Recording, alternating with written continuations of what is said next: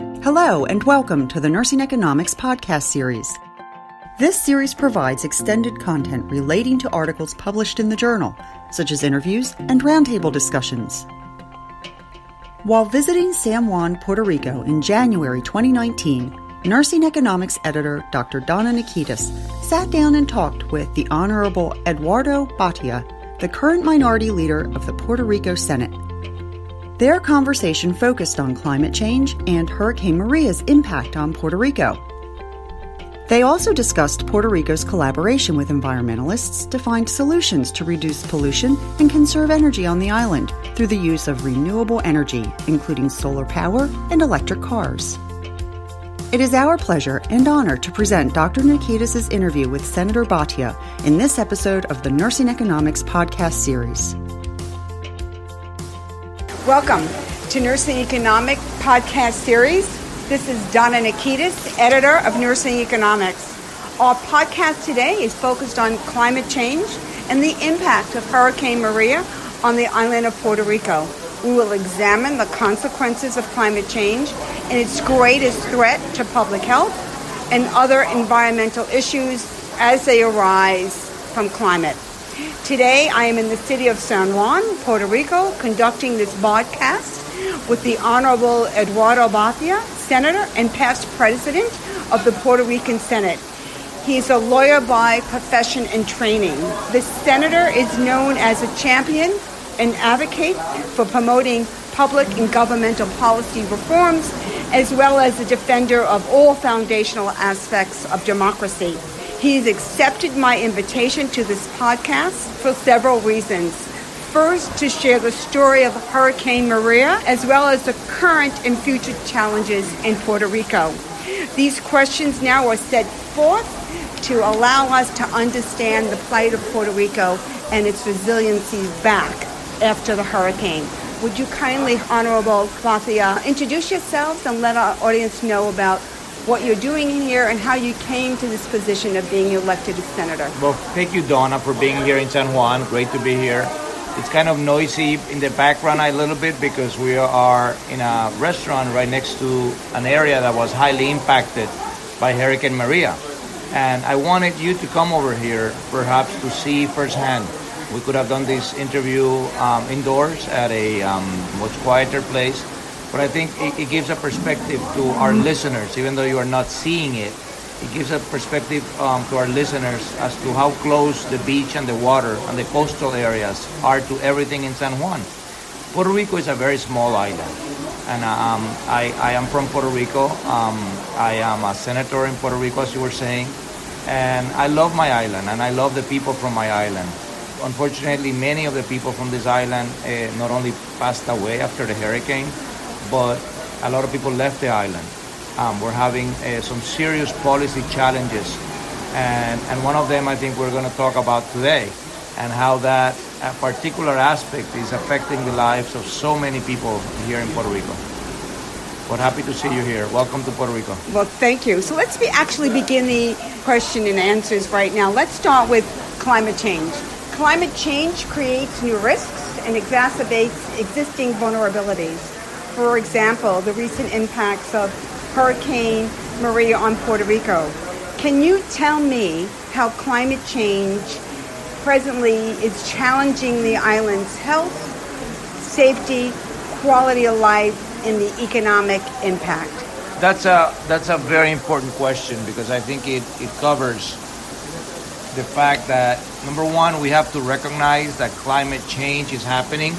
That far from some of the skeptics and people who are skeptical, who are saying that climate change is man-made or is sort of in the minds of people, that's not true.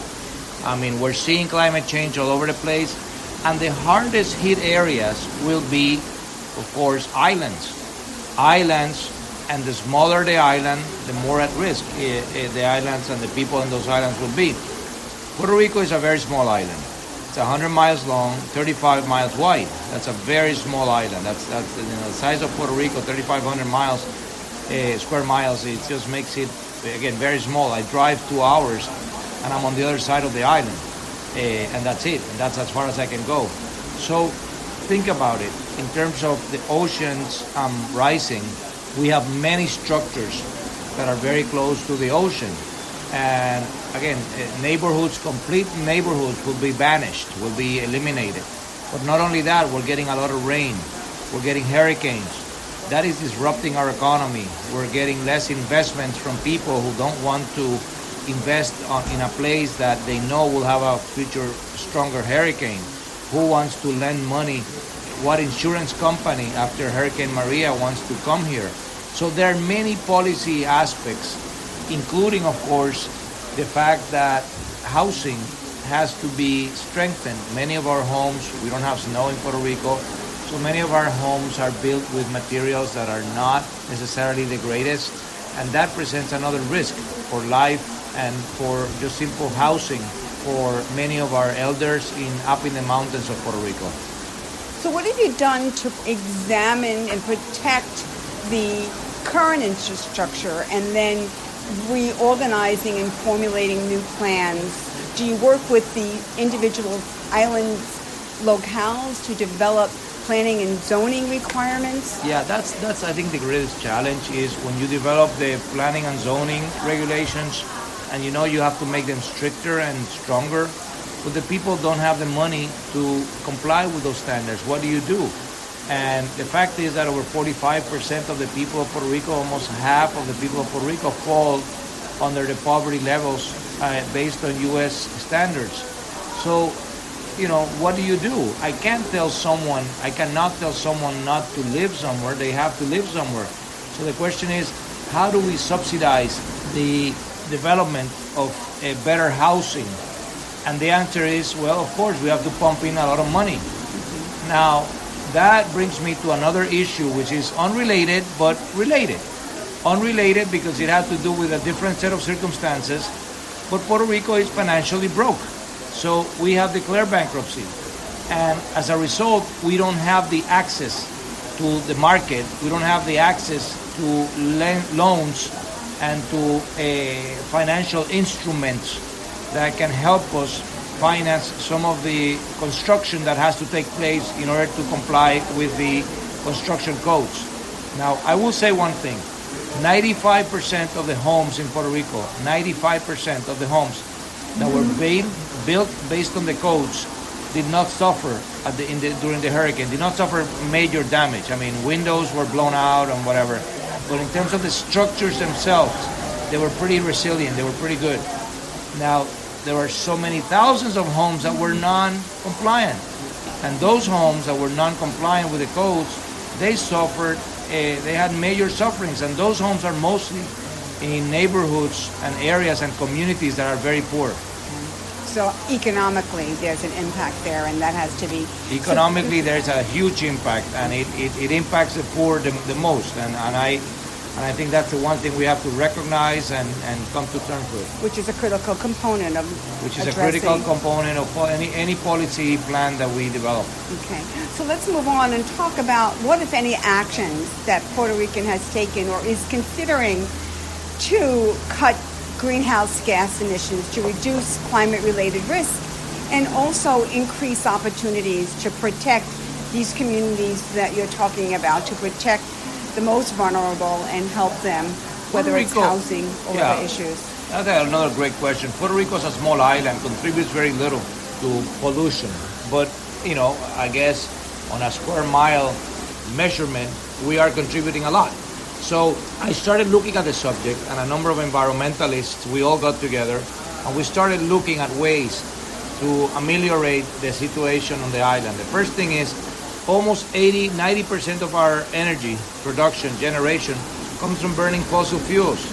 And that's bad. That's absolutely bad. We have so much sun. So we have been waiting decades for our electric company to move away from burning fossil fuels.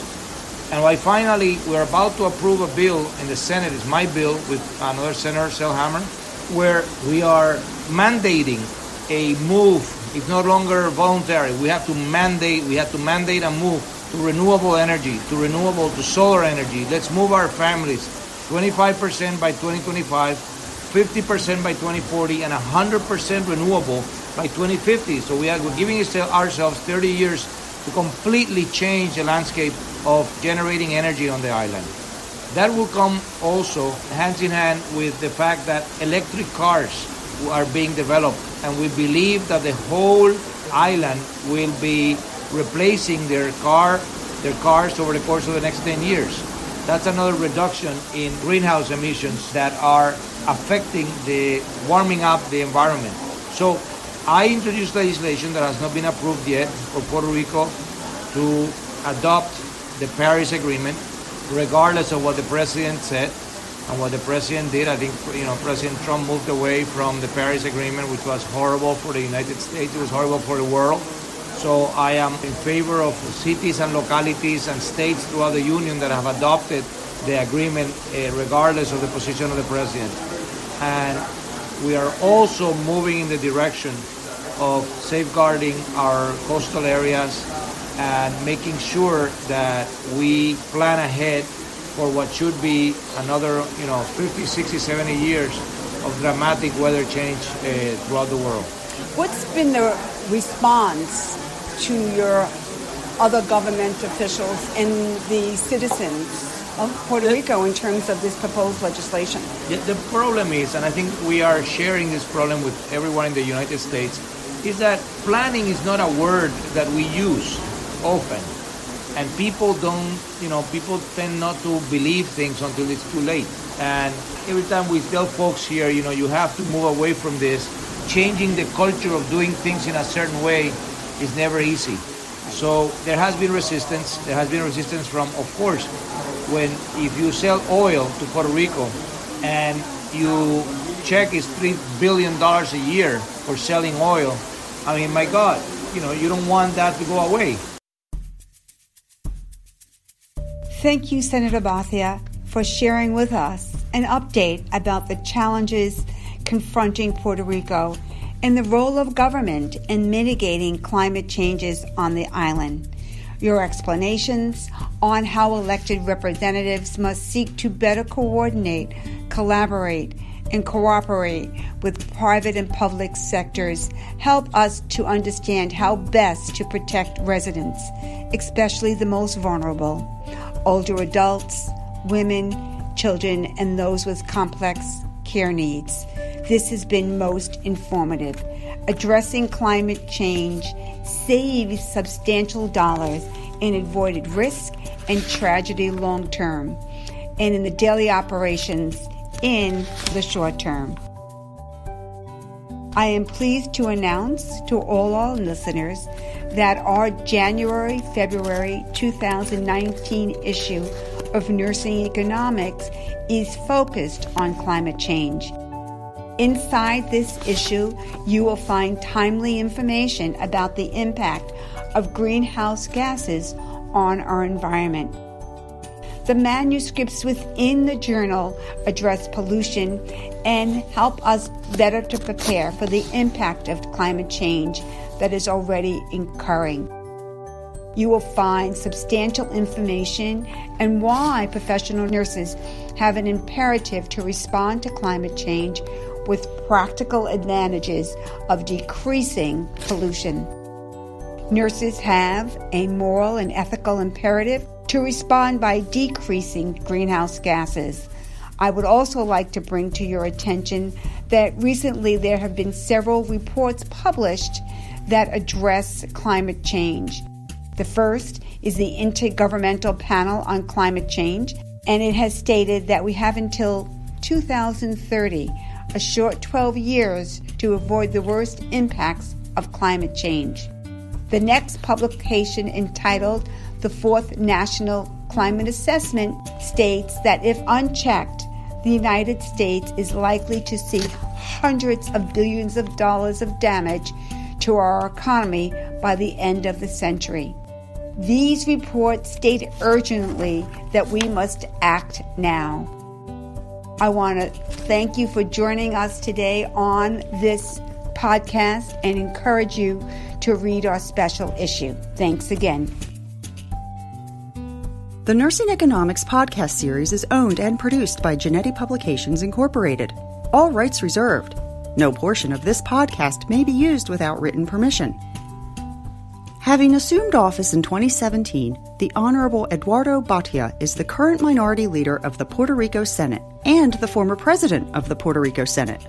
Senator Bhatia holds a degree in government and public policy from the Woodrow Wilson School of Public and International Affairs at Princeton University, where he later was also a member of the Princeton University Democrats and the Princeton University Council.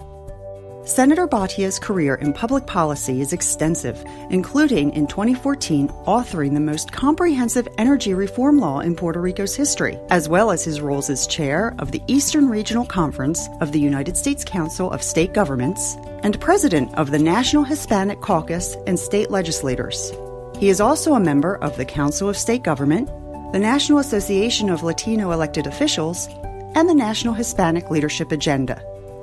Dr. Donna Nickitas is Dean and Professor for the Rutgers School of Nursing in Camden, New Jersey, and the editor of Nursing Economics. For archived episodes of this podcast and to learn more about nursing economics, visit the journal's website at nursingeconomics.net. You can also subscribe to the Nursing Economics podcast on iTunes, Google Play Music, Stitcher, TuneIn Radio, our hosting site Spreaker, and other various podcast delivery services.